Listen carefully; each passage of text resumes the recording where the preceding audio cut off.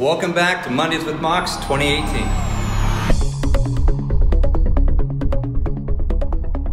What's going on, you guys? Welcome back to Mondays with Mox. I'm Officer Mox, the fun and the fab, Miss Anderson. Hey guys. So hey guys, last week we talked about empathy. Today we're going to try to put that in some practical application for you guys. All right, let's do it. Okay, Empathy, part 2. Rock on. So Miss Anderson, we're sitting here talking about empathy. We're telling our kids about empathy.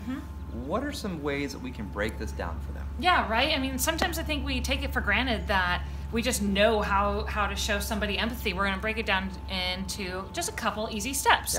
Yeah. First step, guys, watch the other person. That doesn't mean that we're like staring at the other person, you know, kind of funny, but it's watching for facial expressions. It's maybe seeing body language. You know, what is that telling the person? Are they sad? You know, are they feeling alone? Are they super happy? Are they excited? You know, so those are types of things. So we're not staring at, like, awkwardly staring at people, but it's more recognizing. Like observing. Yeah. Observing. Challenge you this week in the lunchroom. Observe. Observe. Watch people. Watch people at the recess and just kind of make some mental notes. Yeah. You know, there's so much stuff going on, Carol. It's just, I can't. You know, this happened to me the other day, that thing I was telling you about, you know, and I don't know what to do anymore. It's you know, it's getting super overwhelming.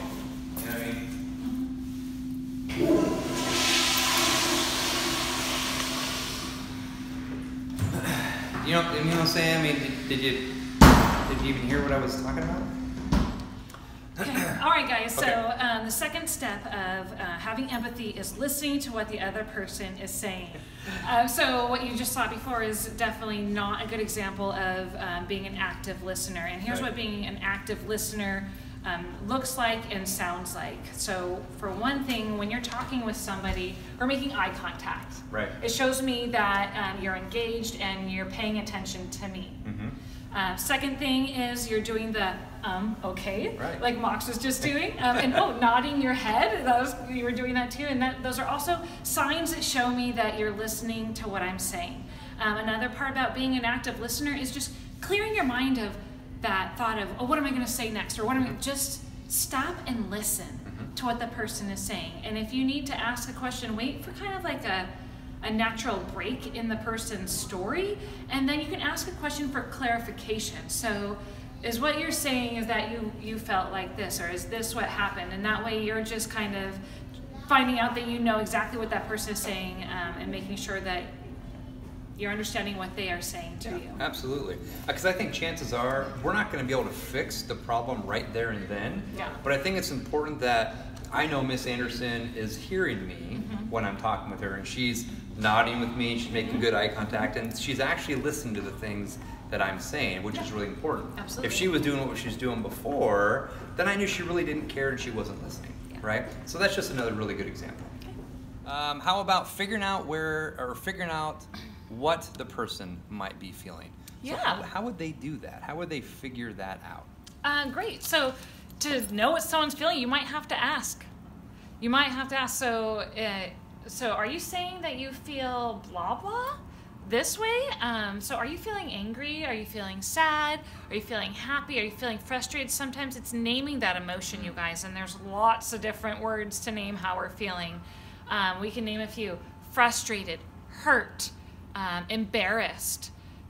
These are all things that happen on a daily basis here, personal life, school life.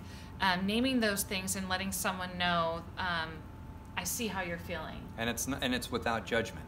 Absolutely. Does that make sense? So it's maybe we're not trying to tell somebody what they're feeling or judging them for feeling a certain way. Yo, bro, simply, you're embarrassed. Oh, right, yeah. That's not what we're doing. No, we're acknowledging and saying, oh, I see you. You look like you're feeling this way, or something like that.